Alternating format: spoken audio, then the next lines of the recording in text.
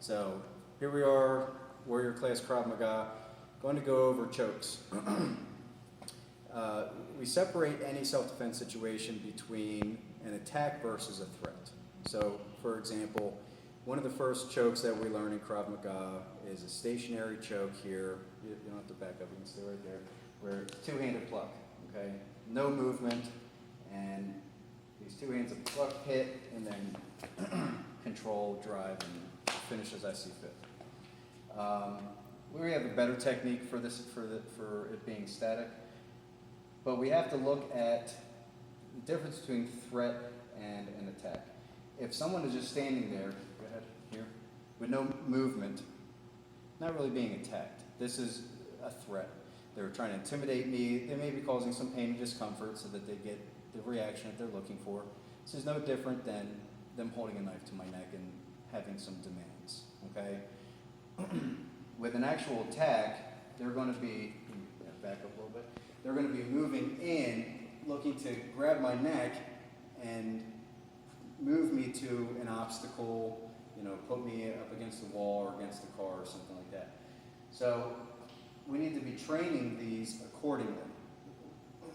So when the person's coming up for that choke, go ahead, I need to be working on reading that and reacting, not waiting until that choke is in and now moved back.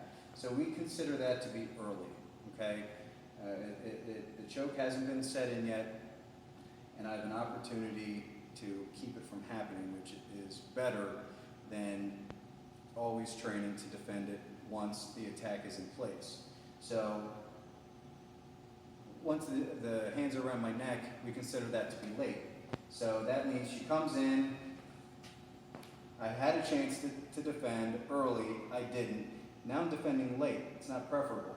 So now she's driving me back here, and I have the technique here to deal with that. And of course, they're not just looking to just push me for 50 feet, they're looking to push me up against something. I've been ambushed. I had an opportunity to defend early, I didn't. Now I need to defend late. If I'm up against a wall, I'll just do that real quick. All right. So again, she comes in for the choke here. I missed early, now I missed late, now it's very late, okay? Now I need to do the defense very late. So we need to recognize and understand what the threat is, understand essentially what the enemy is, so that we know how to react when we see these things occur. This here is not an attack, okay? It's possible they could go to crush the throat and cause bodily injury, but they're looking to get something out of it, or they're mad, But no one's going to stand there mad and just be all mad and squeezing the throat. They're going to want to escalate it, again, to get their anger and aggression out, or maybe they want something from them. It's a robbery, mugging, what have you. Could be worse, but this is the threat of an assault, okay, versus your body being manipulated and being thrown against the wall. Now, I have heard some schools of thought saying that, well, we can just eliminate the stationary defense. So, without movement here, we can just eliminate this. We don't need this. Okay. Well, I don't agree with that, because if I decide to then go here and try to pull this movement out when there isn't any movement, and that's what the technique is based off of. As soon as I go for the move from here, if I step back and go for the movement, okay, and then she goes for it, okay, here, the technique is not designed for that.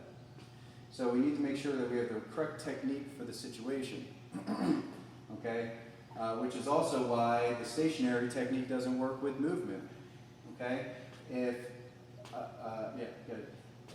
she starts with movement, go ahead, and I try to do this here, again, technique's not designed to deal with it that way.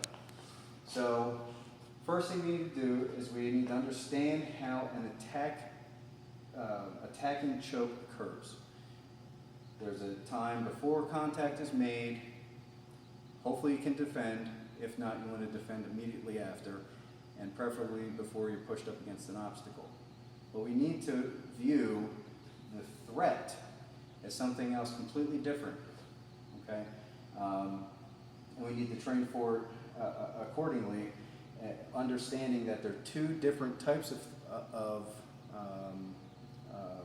contexts, and we can get the physical part down, and so of course we have to have the mental part down as well.